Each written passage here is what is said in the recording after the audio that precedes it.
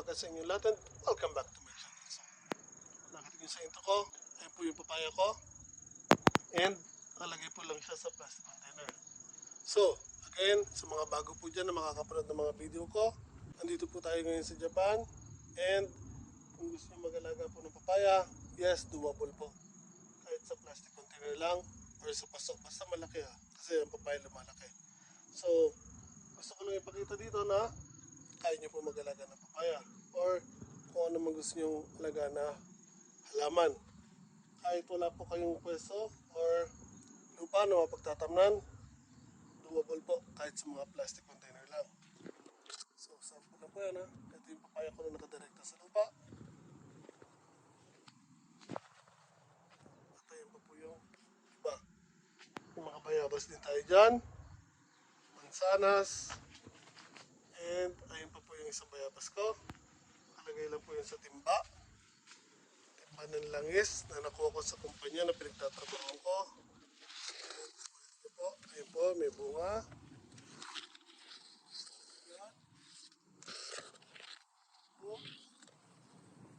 And may mga bago pa silang bulaklak. So, kung iniisip nyo na mag-gardening pero wala kayong mapagpupwestuhan or garden na pwede nyo pagtamnan ng halaman, again, pwede po kahit sa mga pasulang, plastic containers, and ayan, may ginawa ko dati dito. Ayan gumawa ko ng kahoy na planter box. So, may mga video po rin ako nyan, paggagawa, paglalagay sa pwesto niya. So, check nyo po yung mga past videos ko. So, again, fruit trees o anumang prutas na gusto nyo alagaan sa Japan, doable po kahit po pang may init na bansa sila galing, doable po. Pero meron lang kayong short na period para po alagaan sila at mapagbunga sila. So, papaya ko yan, pwede ko silang patigilin dyan hanggang November. After that, hindi na po. Lalamig na po masyado para sa kanila. And hindi na po nila kakayanin. So, again, kung wala kayong pwesto, pwede pagtamnan. Kaya po yan, kahit mga plastic containers. So, hindi po dahilan yun para sabihin nyo na gusto ko mag-alaman pero wala akong pwesto, wala akong garden, wala akong lupa, nagre-rent lang kami or nasa apartment lang kami. Pero kung meron kayong kahit maliit na balcony o terrace or kahit yung sabihin mong harapan ng bahay na pwede kayong maglagay ng kahit ilang paso, kahit mga bonsai, mapabulaklak siya, herbs o ano pa man, basta yung pwede nyo ilagay doon sa isang spot na yun or pwesto, hindi niya kailangang malaki yung space, basta may papatong niya po yung paso, wala pong problema yan. Again, ma-herb siya, gulay or kahit ano pa man, basta syempre i-base nyo rin po sa pwesto na mag-aalaga kayo ng papaya. Nilagay, sabi ko kasi pwede kayong maglagay ng kahit ano sa paso or plastic container tapos alagaan kahit sa apartment. Yes, pero huwag nyo pong gagayahin niya na sobrang laki, ipupwesto nyo po dun sa second floor ba, terrace, tapos yun yung kalaki, sa gabal naman pwede. Siyempre ibase nyo rin po sa laki. Siguro pwede kayong makalusot sa mga bayabas ganitong kalaki, okay po yan, tapos makakapagpabunga kayo ng mga ganyan, okay lang po yan. Pero iwasan nyo po yung ganyan kalaki na sobrang laki na papaya. Hindi ko po ina-advise yun. I-base nyo po sa pagpupwesto nyo.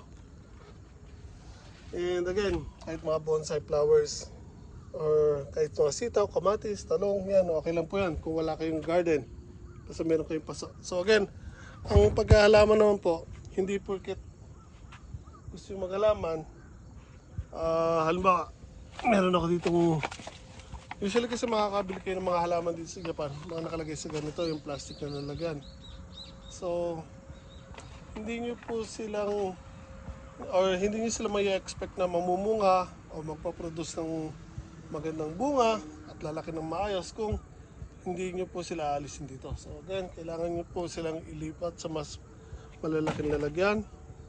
Mas malaki lalagyan nila, mas kakalat ang ugat nila, mas magiging malusog sila, mas makakapag-provide sila ng magandang bunga para sa inyo. So, yan, quick video lang po para sa inyo.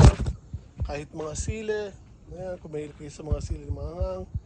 So ako dito marami akong klase ng sili, marami akong varieties mula sa maanghang hanggang sa sobrang anghang. So, again, having a garden, hindi naman solution yun or yun ang kasagutan para magtanim kayo. No, hindi nyo kailangan ng lupa para magtanim. Or kailangan nyo ng lupa, I mean, ilalagay sa paso. Baka meron mag-comment dyan na ganun. So again, hindi nyo kailangan ng ganitong space para magtanim ng halaman. Basta mayroon kayong mga paso. At kahit kaprasong mapagpapatungan ng paso, yung pwede nyo pagpwestuhan, okay lang po yan. So, mag-start kayo doon. Hanggang sa maisipin nyo lumipat ng bahay. Kung gusto nyo lumipat ng bahay, may kasamang garden. Mas okay yan. Pero kung hindi, again, doable po yan. Pwede kayo mag-gardening kahit gamit lang po ang paso. So again, simpleng bagay lang po. Sa una po na gusto nyo po ang simpleng bagay ko sa inyo. Kung magagawa nyo naman po, pakilig naman po ang video na to. Share sa mga kaibigan nyo. And subscribe na rin po.